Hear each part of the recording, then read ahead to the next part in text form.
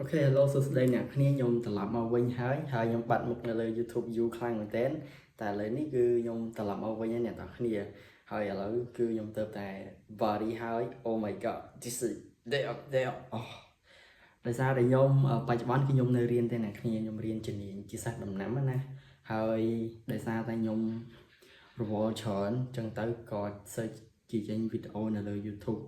បាន YouTube channel មួយហ្នឹងច្រើនដែរអ្នកគ្នាអត់សូវមានពេលបារីនោះទៅរយៈពេលប្រហែលខែកន្លងមកនេះគឺដាច់ភឹសយកហ្មងអ្នកគ្នាអត់ដែលបារីសោះហើយឥឡូវនេះគឺខ្ញុំនឹងត្រឡប់មកបារីសាថ្មីដោយសារតែឥឡូវនេះគឺយើងចិត្តដល់ចូលឆ្នាំខ្មែរហើយបាទជូនពរឲ្យពុកម៉ែបងប្អូនទាំងគ្នាក៏ដូចជាបងធ្វើដំណើរទៅស្រុក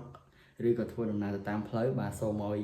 មានសុខសុវត្ថិភាពទៅតាមផ្លូវទាំងអស់គ្នាអ្នកគ្នាហើយ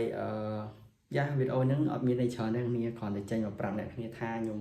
ត្រឡប់មកធ្វើ YouTube សារជាថ្មីហើយក៏អរគុណដល់បងប្អូនទាំងគ្នាដែលចូលចិត្តខ្ញុំបាទនៅលើ social media មួយនេះហើយសង្ឃឹមថាយើងនឹងជួបគ្នាបានច្រើនជាងនេះមិនបានជារៀងរាល់ថ្ងៃក៏មួយអាទិត្យម្ដងដែរអ្នកគ្នាខ្ញុំព្យាយាមធ្វើឲ្យបានយ៉ាហើយអ្នកដែលធ្វើ body បាទធ្លាប់ធ្វើ body អញ្ចឹងអាចឆាតមកខ្ញុំបានថា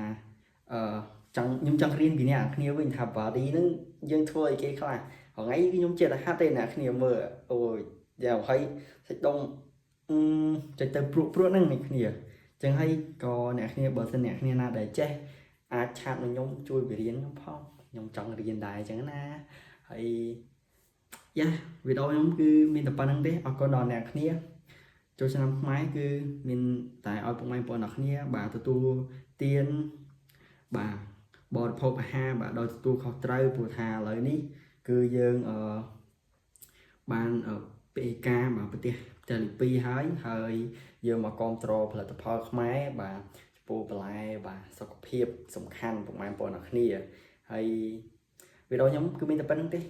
បាទមានតែប៉ុណ្្នឹងពីរបីដងហើយបាទបាយបាយជួបគ្នានៅវីដេអូក្រោយជួបគ្នា